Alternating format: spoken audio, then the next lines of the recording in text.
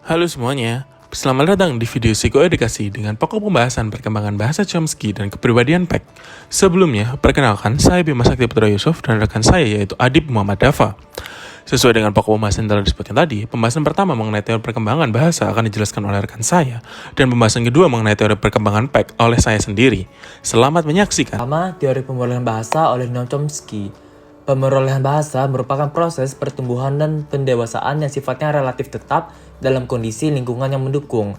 Chomsky menyatakan bahwa saat lahir, manusia mempunyai kemampuan otak yang berfokus pada perkembangan bahasa. Namun, bagian tersebut harus mendapatkan stimulus eksternal atau lingkungan terlebih dahulu.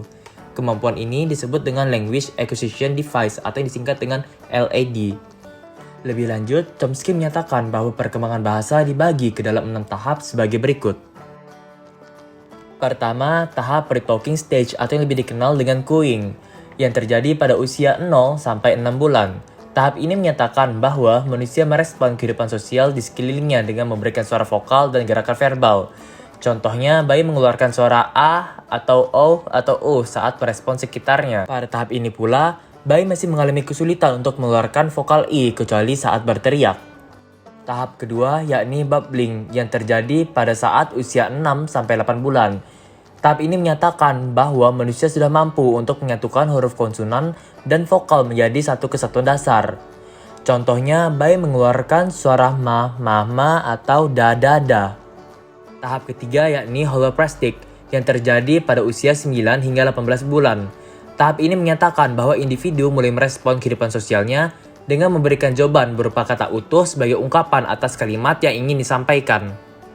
Contohnya, individu mengeluarkan kata mama yang bisa diartikan sebagai aku ingin gendong.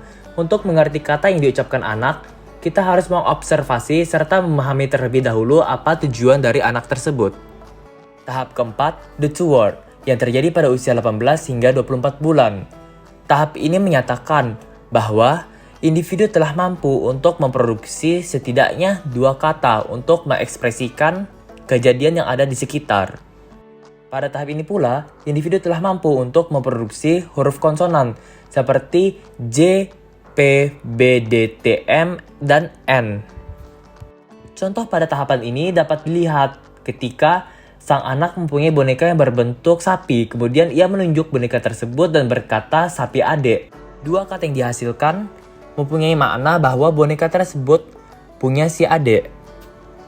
Tahap kelima yakni telegraphic yang terjadi pada usia 24 hingga 30 bulan. Tahap ini menyatakan bahwa manusia mulai merangkai kata hingga menjadi suatu kalimat. Kemampuan mereka dalam merangkai kata menjadi alat untuk mengungkapkan perasaannya.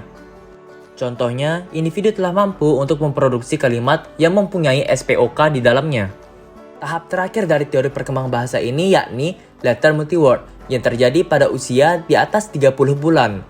Teori ini menyatakan bahwa manusia telah mampu untuk menghasilkan kosakata yang menjadi maksud atas pemikirannya. Pada tahap ini pula, mereka telah mampu untuk berbicara secara terstruktur, sesuai dengan aturan yang berlaku pada bahasa utamanya. Contohnya seperti yang dilakukan oleh narator seperti sekarang ini. Narator memberikan penjelasan materi melalui penyampaian kata-kata. Teori perkembangan Peck. Teori ini menjelaskan mengenai pandangan Peck mengenai penempatan diri individu di dalam kehidupannya selama proses perkembangan. Peck membagi proses perkembangan ini ke dalam 2 masa perkembangan, yaitu dewasa tengah dan masa tua. Terdapat 4 tugas yang wajib diselesaikan dalam masa dewasa tengah dan 3 tugas yang wajib diselesaikan pada masa tua.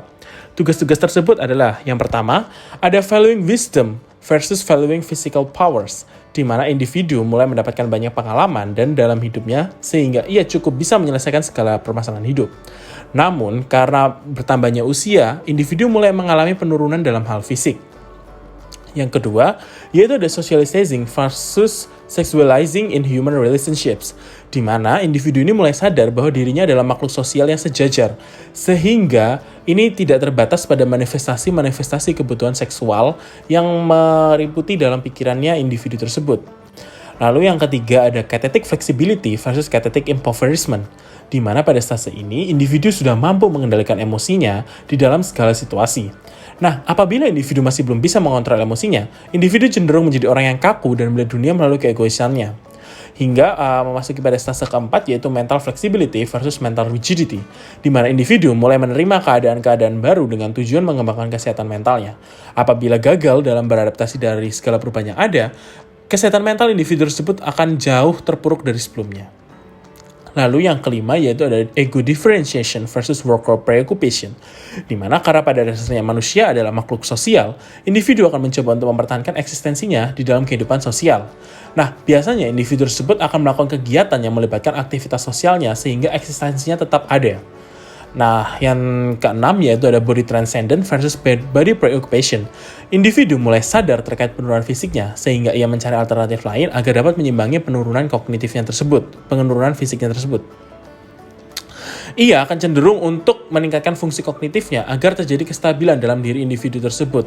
Nah, jadi dengan menaikkan fungsi kognitif ini, nantinya individu akan merasa stabil bahwa penurunan fisiknya tadi bukanlah suatu hal yang bermakna negatif.